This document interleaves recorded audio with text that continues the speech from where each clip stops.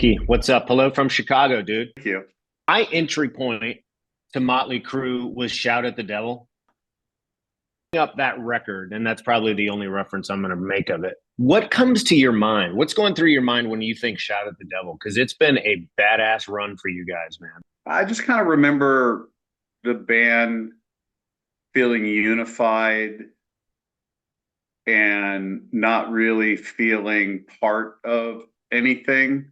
Hmm. That was our gang mentality. We just were always together and always playing and playing. We played like a lot, like very early '80s on Sunset Strip, but it was also about really super early on playing like civic centers.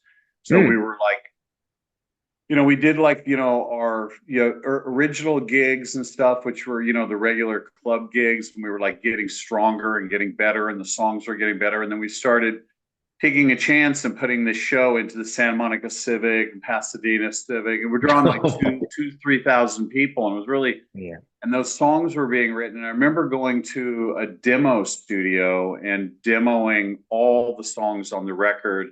And you're not really thinking about a record company or what was happening or not happening. It was just this kind of internal band, gang, family. And all those songs we would spend from the second we wake up till 5, 6 in the morning in the studio and experimenting and all that kind of stuff. And it feels to me like it was it was like a really personal time for the band.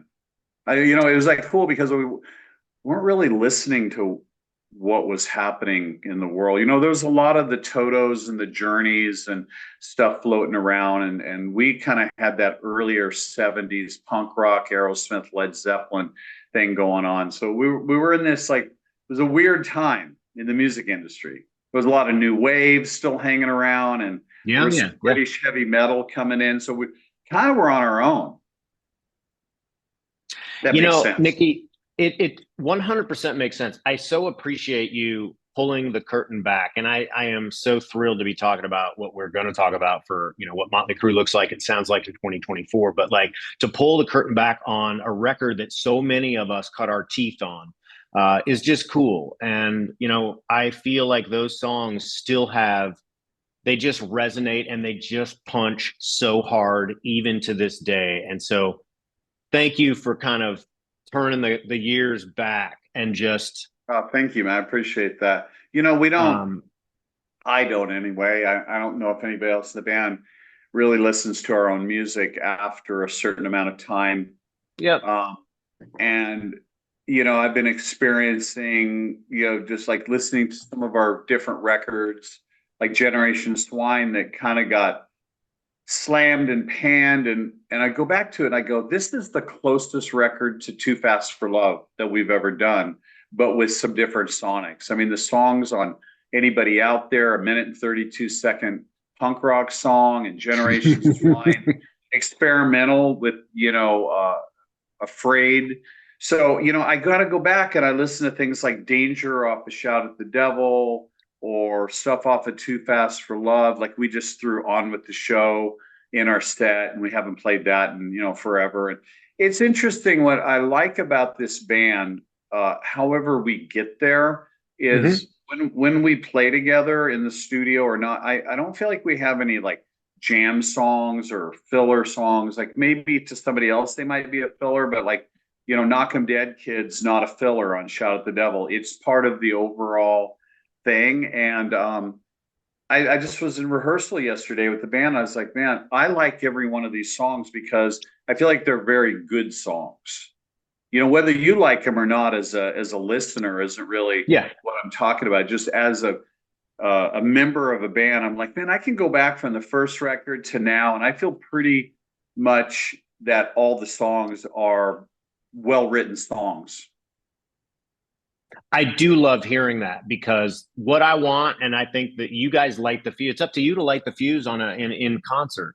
Uh, and if the fuse is lit, then watch the fuck out. So like when you say things like that you love the songs, you're not hearing them as filler songs. That's what I want most out of a band. I last saw you guys, was it summer before last at Wrigley? Um, oh my God. It I'm 100% cheese bag. I'm 100% Motley Crue fan, and Oh, thank again, you. That's awesome.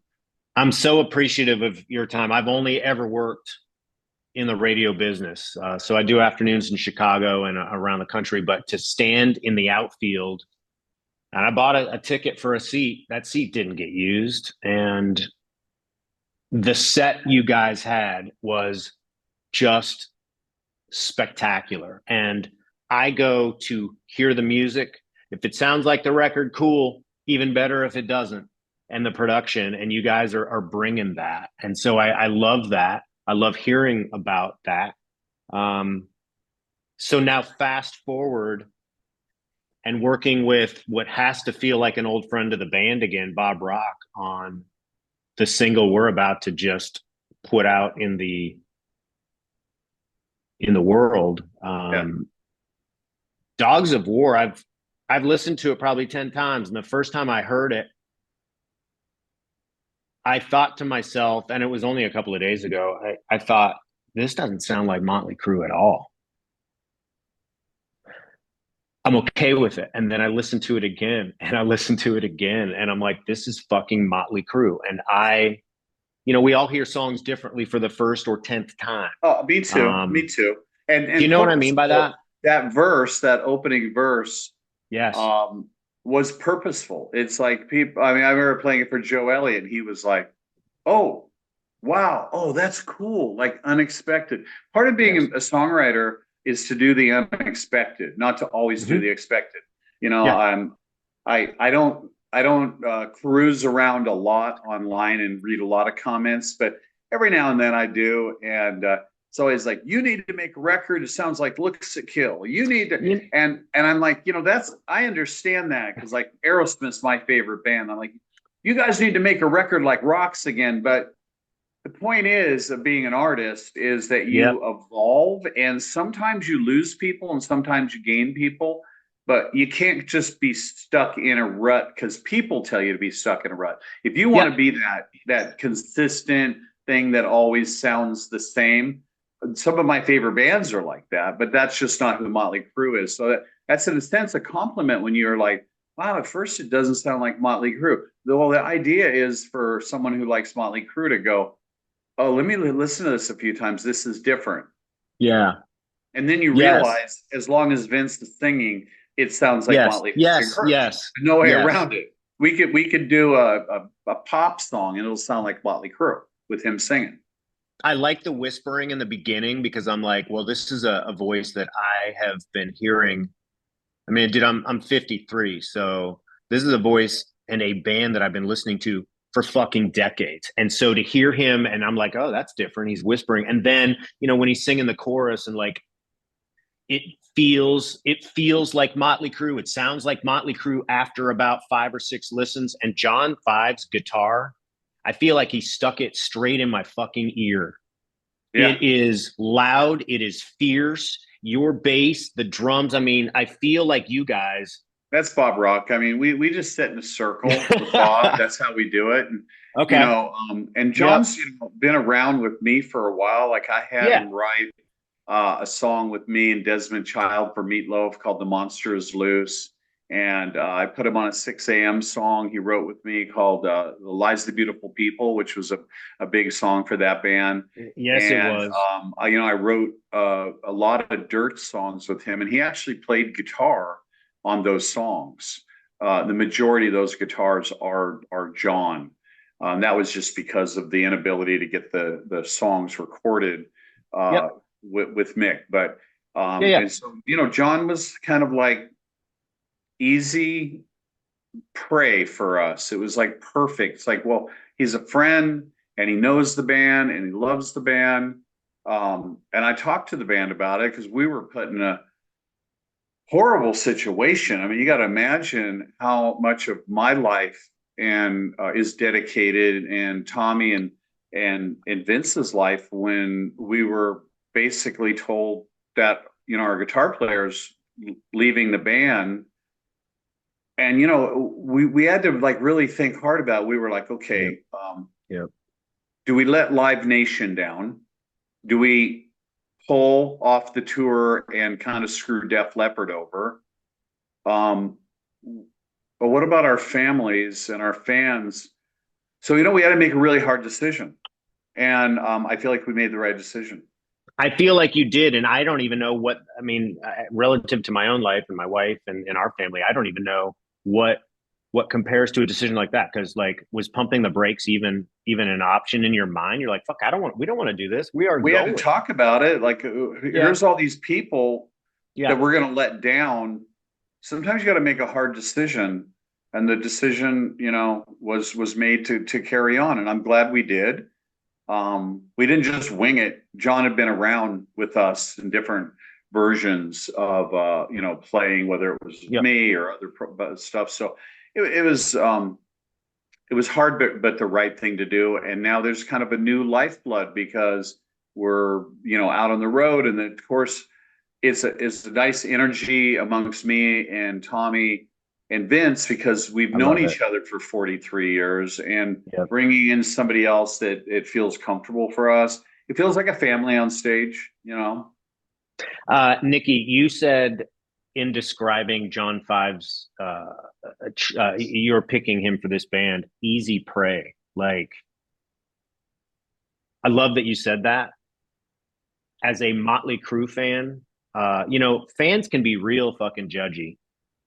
No, you think? And I feel like you guys didn't miss a beat. I don't feel like it's the three of you and then John Five over here. Like, if I'm looking at your lineup, like a mugshot, I feel like this, holy shit, you guys did make the right decision. You made it for you first and foremost, and you made it for us. So when I hear Dogs of War kind of coming full circle, I only have a couple of questions left, but I want to know, like, what was his audition with the three of you like? Is he playing songs for you? We didn't audition. We were confronted with the situation.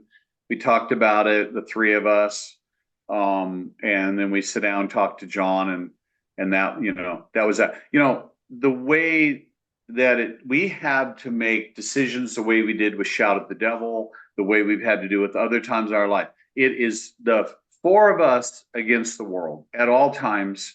We are not in alignment with the record company. We're not in alignment with the media. We're not in alignment with anybody but ourselves. And we feel that as long as we're honest, we'll do our very best. And if it fails, we can look at each other and go, that didn't work.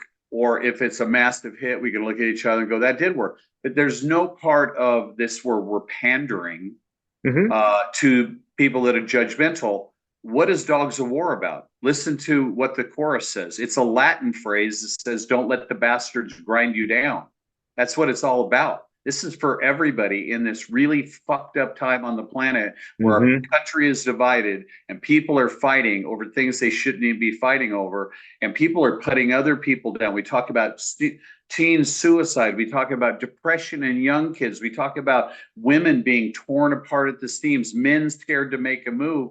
Don't let the bastards get you down, man. Don't do it. Like, you got to keep being positive and you got to keep pushing through. And if no one likes it, fuck them.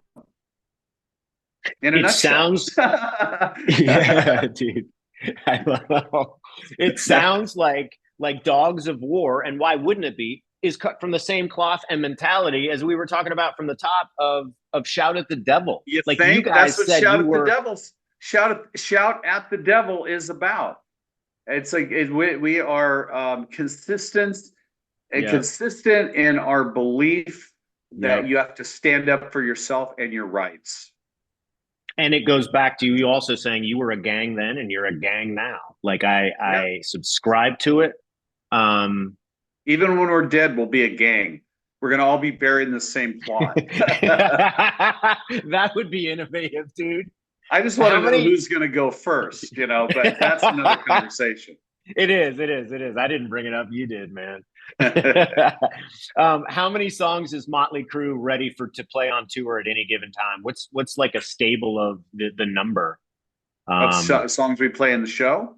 Yeah, well, like how many do you have to choose from that you are practiced and ready to fucking bring your A game on? Is it 50 songs? It's an interesting and difficult situation because you hear you hear the conversation. You guys should only play B tracks. And then you get the soccer moms that come to the show and go, they didn't play any of the songs that I like. When I take little, Josie to soccer practice, it's about finding a really nice balance for Okay. the majority of people who know the band because of songs like Kickstart, Girls, and Home Sweet Home, and finding some other moments that are also satisfying to us and the fans. Things like On with the Show and breaking out new songs here and there. So it's all a little bit of a balance. One of the most disappointing things for me was Bowie being one of my guys, and Bowie went out and didn't play any of his hits. Yep. And you saw like an arena full of people like be bummed out. They love Bowie. Everybody loves Bowie. And he's playing songs no one knew. And I think that's a little bit disrespectful for your fans. Thank you for saying that. Thank you for. You got to find a balance. It's not easy. We try to change the setup, the order up, but when you have as many hits that we have, like if you're AC/DC, do you not play Highway to Hell? We're gonna be bummed. If you're Aerosmith, do you not play Dream On?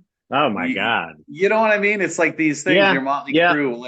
Let's take out Kickstart, Dr. Feelgood, Girls, and Home, and I think that it's a difficult conversation to have, and we talk about it all the time. So we try to put new stuff in here and there, and old stuff here and there. Okay. My final question is, when I was 16, my very first car was a Volkswagen, 1972 Volkswagen Bug.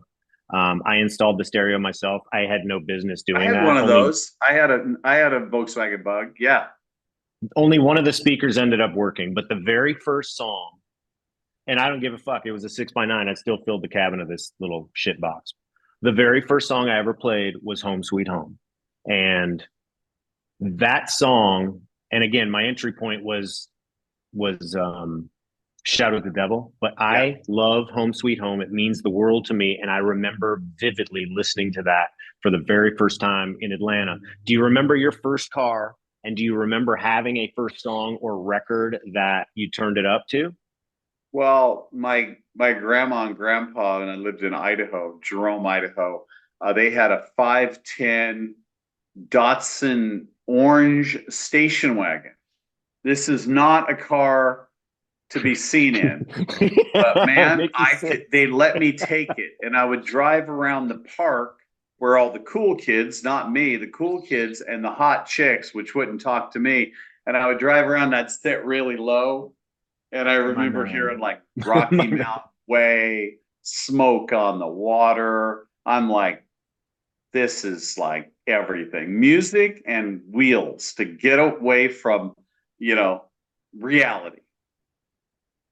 Badass ride for a badass dude. Yeah. Oh, thank you, man. Well, thanks for the interview. I appreciate it. Thank you for, the conversation. I'm thrilled. Thanks for making the time. I can't wait to start banging Dogs of War. And man, I cannot wait to stand in front of a stage and just get my Motley Crue on. So thanks, man. Thanks for the music, dude. And we'll see you soon. Thank you. Talk to you soon. Bye.